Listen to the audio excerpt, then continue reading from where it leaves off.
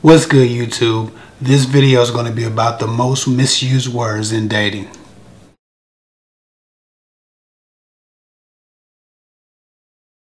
The first and one of the most misused words in dating is connection. Of the thousands of women I've spoken to, connection seems to be one of the most misused and misunderstood words in dating. 90% of the time, the word connection is used mistakenly in place of the word crush. Women always say things to me like, well, I know he likes me. We just have such a strong connection. But why doesn't he want a relationship? Answer, because the connection isn't mutual. Just because you're connected to him doesn't mean you have a connection. When a guy is connected to you, he focuses on you and he tries to provide your needs within reason. When guys linger but refuse to do that, they are intentionally lowering your standards. That lowers expectation, which allows them to use you more comfortably. That hardly sounds like a connection, and in that case, if they are connected to you, it's most likely not you, but the resources you provide, not your heart. Moving on, number 2 on this list are the words Bae and Boo. A lot of y'all are Bae and y'all Boo, but y'all single. Don't let anybody give you a false sense of security by calling you pet names when they're still shopping around for someone better or they're still going home to another woman.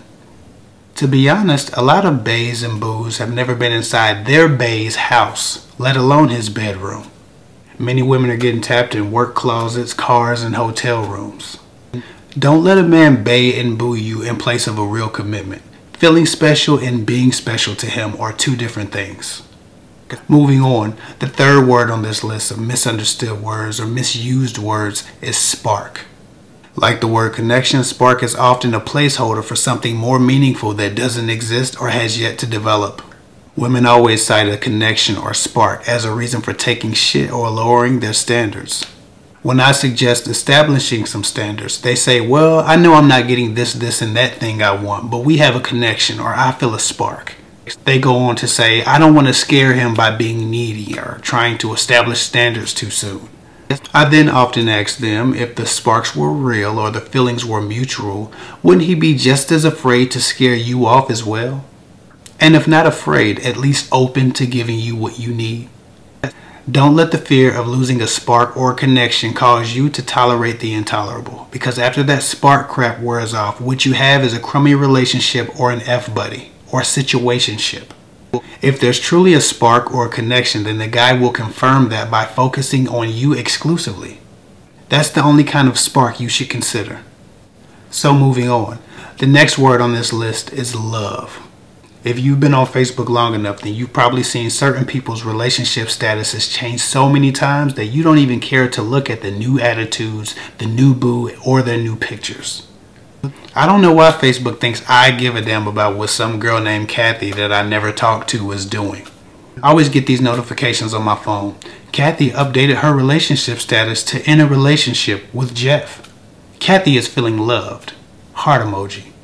I just be thinking, damn, what happened to Ronnie or Bobby or Ricky or Mike? Some serial daters use the word love instead of like.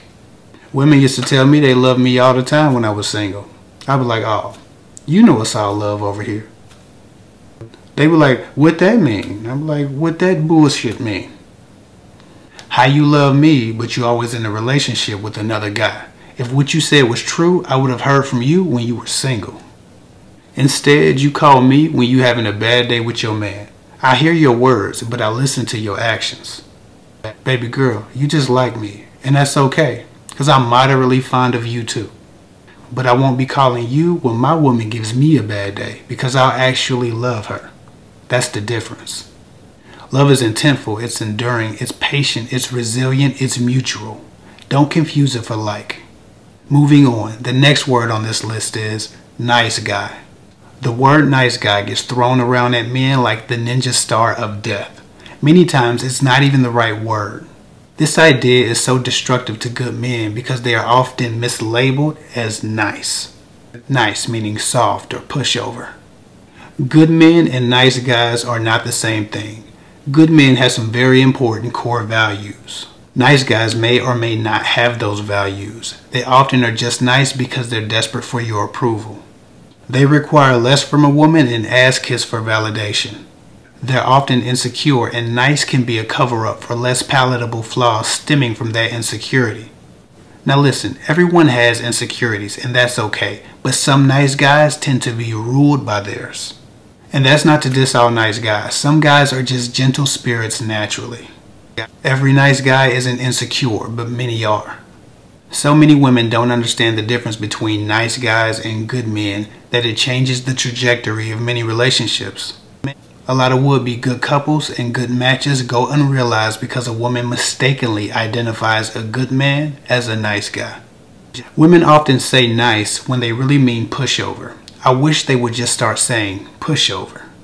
Nice guy, more often than not, is a mislabeling.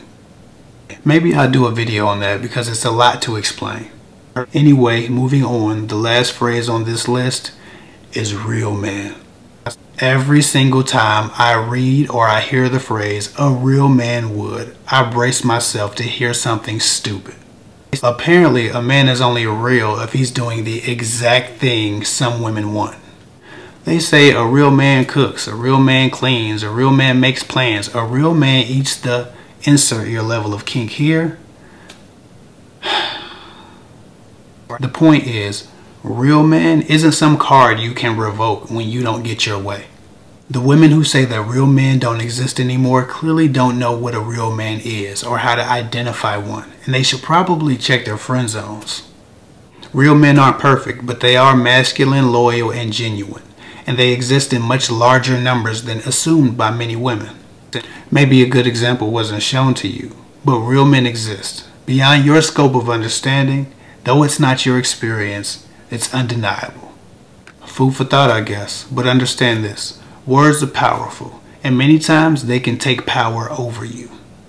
Choose your words wisely or run the risk of deceiving yourself, and listen carefully to the words of others around you, lest you be deceived. Anyway, that's all I got for now. Join me on Patreon to follow my podcast and get access to other perks. I'll get with y'all later.